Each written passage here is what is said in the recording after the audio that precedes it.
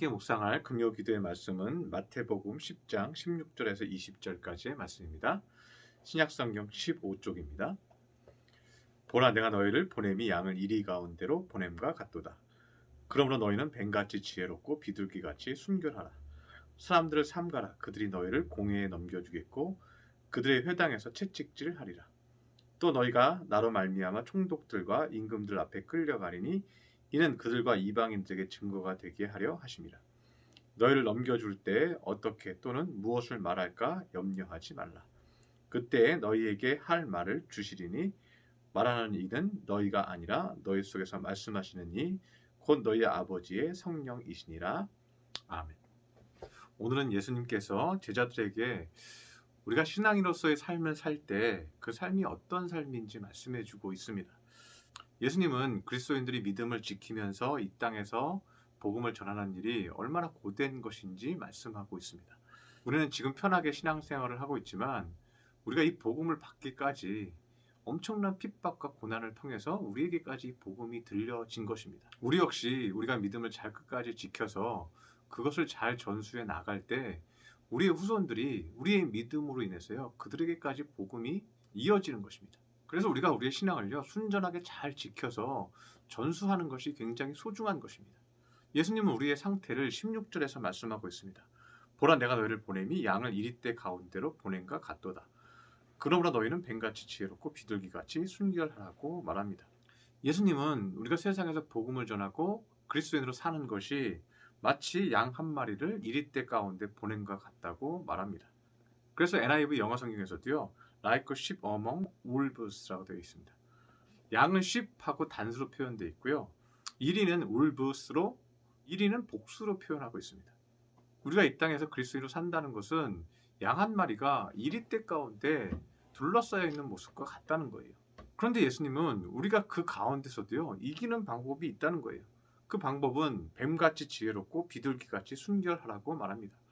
뱀의 지혜는 무엇입니까? 뱀의 가장 큰 지혜는 상대의 연약한 점을요 잘 공격한다는 거예요. 잘 파악하고 잘 공격해요. 뱀은 아담과 하와의 약점을 가장 잘 알고 있었습니다. 그래서 아담과 하와의 교만을 이용해서 너희가 저 선악과를 따먹으면 하나님처럼 될 것이다 하고 유혹을 하죠. 예수님을 미혹하려고 할 때도 예수님이 40일 금식한 것을 알고 돌이 떡덩이가 되게 하라고 유혹했죠. 뱀의 가장 큰 특징은 상대의 약점을 너무 잘 안다는 거예요. 예수님께서 우리에게 뱀같이 지혜롭게 되라고 말씀하시는 것은 우리가 마귀의 약점을 잘 알고 있어야 한다는 거예요.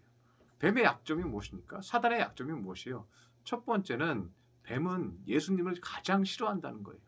창세기에 보면 여자의 후손이 뱀의 머리를 상하게 할 것이라고 말합니다. 가장 치명적으로 사단을 쓰러뜨릴 수 있는 분이 예수님이라는 거예요. 그래서 우리는 항상 예수님의 이름을 믿고 의지하며 살아야 합니다. 두 번째는 예수님은 말씀을 의지하여 사단을 이겼습니다. 우리 역시 예수님의 말씀을 묵상하고 또 선포할 때 우리가 마귀를 이길 수 있다는 거예요. 사단이 우리를 흔들지 못한다는 것입니다. 그래서 우리는 항상 말씀을 깊이 묵상하고 그 말씀이 나를 통치하게 하시고 그 말씀이 나를 가르쳐서 낙심하거나 좌절하거나 근심과 염려에 빠지지 않고 그 말씀을 묵상할 때마다 찬양과 감사와 믿음으로 더욱더 일어서야 합니다. 말씀은 우리의 심령을 독려해서 우리 마음 가운데 기쁨과 소망을 주어요. 두 번째는 비둘기같이 순결하라고 말합니다. 비둘기는 성령을 의미합니다. 요한복음 16장 7절에 보면 그러나 내가 너희에게 실상을 말하노니 내가 떠나가는 것이 너희에게 유익이라. 내가 떠나가지 아니하면 보혜사가 너희에게로 오지 아니할 것이요 가면 내가 그를 너희에게로 보내리니 라고 말합니다. 그래서 예수님이 떠나고 나면 예수님께서 보혜사 성령을 보내주신다고 약속하고 있어요. 그런데 이 보혜사라는 단어는요 이 우리 개역개정 성경에만 있는 거예요. 보호하시고 은혜 주시고 스승사차 가르쳐 주신다는 의미예요. 그런데 영어 성경에서는요 각각 나타났어요. NIV 성경에서는 카운셀러라고 표현하고 있고요. 킹제임스 버전에서는 컴포터라고 표현되어 있습니다. 그리고 NASB에서는 직역을 많이 하죠. 헬퍼라고 표현하고 있어요.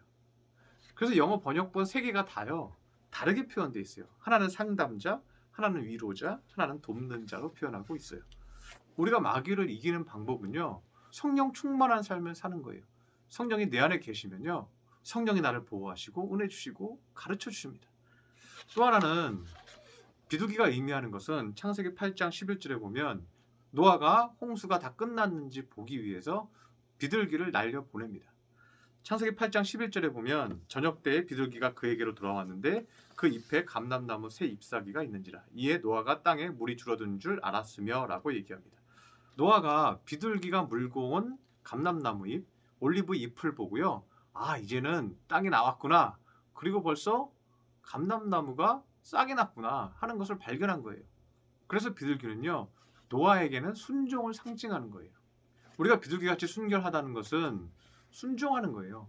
성령 하나님이 우리의 마음을 통치하시고 예수님의 말씀으로 우리를 통치하실 때 우리가 잘 순종하는 거예요. 믿고 순종하는 거예요. 그럴 때 사단을 이길 수 있다는 말입니다. 그래서 오늘 본문에서도 보면 당시 예수님은 핍박받게 될 제자들을 위해서 걱정하지 말고 성령을 의지하라고 말씀하고 있습니다. 19, 20절을 보면 너희를 넘겨줄 때 어떻게 또는 무엇을 말할까 염려하지 말라. 그때 너희에게 할 말을 주시리니 말하는 이는 너희가 아니라 너희 속에 말씀하시는 이 곧 너희 아버지의 성령이시라고 말씀하고 있습니다. 성령이 나를 인도하고 계시면 내가 성령을 순종하고 있으면 걱정하고 근심하지 말라는 거예요. 여러분이 성령 충만하고 하나님과 동행하고 있고 하나님의 영이 여러분을 통치하고 있다면 여러분은 근심하고 걱정할 필요가 없다는 것입니다. 주님은 여전히 우리를 이끌어 가시고 통치하고 계십니다. 여러분이 매일 아침으로 기도하고 저녁으로 기도하고 계시다면 그리고 여러분의 마음을 하나님께서 붙들어주고 계시다면 그래서 무너지지 않고 다시 힘을 내서 일어나서 다시 기뻐하며 다시 감사하고 있다면 여러분 근심하거나 걱정하지 마시기 바랍니다. 하나님이 여러분을 붙들고 계시는 것입니다. 하나님이 여러분에게 할 말을 주시고 무엇을 어떻게 생각해야 할지 여러분의 마음을 붙들어 주실 거예요. 그리고 사단도 우리의 마음을 절대로 흔들지 못합니다. 우리는 성령의 보호하심을 받고 말씀으로 인도함 받고 하나님이 주시고자 하는 그 열매로 한 걸음씩 한 걸음씩 가고 있는 중입니다. 여러분 삶 가운데 말씀으로 통치받고 성령으로 충만해져서 사단이 어떻게 흔들어도 도리어 사단의 약점을 알고 예수님과 함께 동행하는 믿음의 성도들이 되시기를 축원합니다. 기도하겠습니다. 할렐루야. 사랑과 은총이 충만하신 주님, 오늘 말씀을 통해서 우리가 이 땅에 사는 것이 양 한 마리가 이리떼 가운데서 공격을 받는 것과 같다고 말씀해 주고 있습니다. 그러나 우리가 예수님의 말씀으로 살면, 우리가 성령 충만함으로 살면 우리가 능히 이길 수 있습니다. 우리가 말씀과 성령으로 충만하게 하여 주셔서 하나님이 인도하시는 그 길을 온전히 찾아가고 기쁨으로 열매 맺는 믿음의 권속들 삼아 주시옵소서. 귀한 말씀 주시니 감사드리며 예수님의 이름으로 기도드렸습니다. 아멘.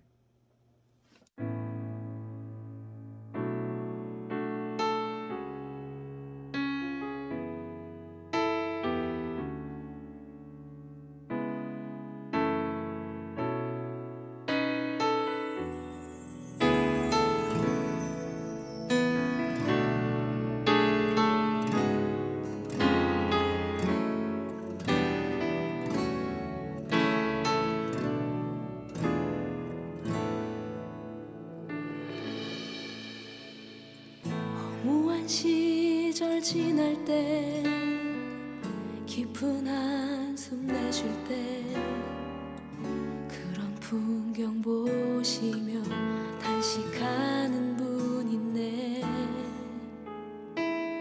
고와 같이 너희를 버려두지 않으리. 내가 너희와 영원히 함께하리라. 성령이 오셨네. 성령이 오셨네. 성령이 오셨네. 내 주에 보내신 성령이 오셨네.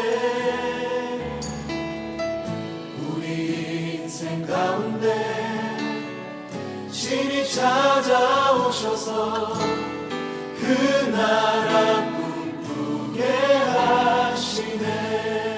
자매님들이 고백하겠습니다. 억눌린 자 갇힌 자 자유함이 없는 자 피난처가 되시는 성령님